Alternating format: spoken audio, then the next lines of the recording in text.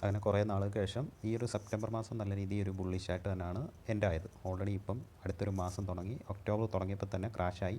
ഇതിന് മെയിനായിട്ടുള്ള റീസൺ ആ ഒരു വാറൻ്റിയൊക്കെ ഇഷ്യൂ ആണ്.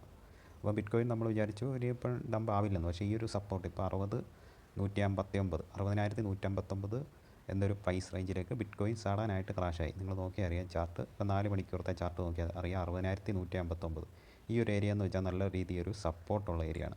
ഇനിയിപ്പോൾ എവിടെയൊക്കെ സപ്പോർട്ടെന്ന് വെച്ചാൽ 58 കെയിലുണ്ട്, പിന്നെ 54 കെ, പിന്നെ 52 കെ, പിന്നെ 50, 48 ഈ ഒരു റേഞ്ചിലൊക്കെ. ഇപ്പോൾ 54 അത്യാവശ്യം നല്ലൊരു സപ്പോർട്ട് ഏരിയ തന്നെയാണ്. ഇപ്പം ഇത് മിക്കവാറും ചിലപ്പം ബ്രേക്ക് ഡൗൺ ആയിട്ട് താഴോട്ട് പോകാനുള്ള സാധ്യതയുണ്ട്. അപ്പോൾ ഒരു വാറൻ്റ് ഇഷ്യൂ ആണ്. അല്ലെ ഈ ഒരു മാസം എന്ന് വെച്ചാൽ ഒക്ടോബർ ഓൾറെഡി ബിറ്റ് കോയിനെ സംബന്ധിച്ചും മറ്റേ ആൾട്ടോയിനെ സംബന്ധിച്ചാലും നല്ല രീതിയിൽ ഒരു ബുള്ളിഷായിട്ടുള്ളൊരു മാസം തന്നെയാണ്. അതുകൊണ്ട് അതിന് പാനിക്കോ കാര്യങ്ങളോ ഒന്നും ആകത്തില്ല. ഈ ഒരു ഏരിയ ഒരു ക്രിട്ടിക്കലായിട്ടുള്ള സ്റ്റേജാണ്. ക്രിട്ടിക്കലായിട്ടുള്ള ഒരു ഏരിയ തന്നെയാണ് ഈ ഒരു ഏരിയ, ഈ ഒരു 60 കെ ഒക്കെ.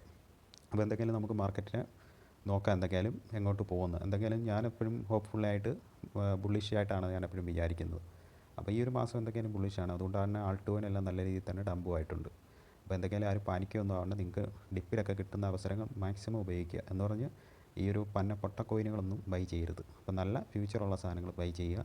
പിന്നെ ബിറ്റ് കോയിനെ ചെറിയ രീതിയിലൊക്കെ ബൈ ചെയ്യുക. ബിറ്റ് കോയിനെ പിന്നെ എപ്പോഴും മിസ്സാക്കരുത് ഡംപ് കിട്ടുമ്പോൾ. അപ്പോൾ ഇത്രയൊക്കെ ഉള്ളൂ. ആരും പാനിക്കോ കാര്യങ്ങളോ ഒന്നും. അടുത്ത വീഡിയോ ആയിട്ട് വീണ്ടും കാണാം.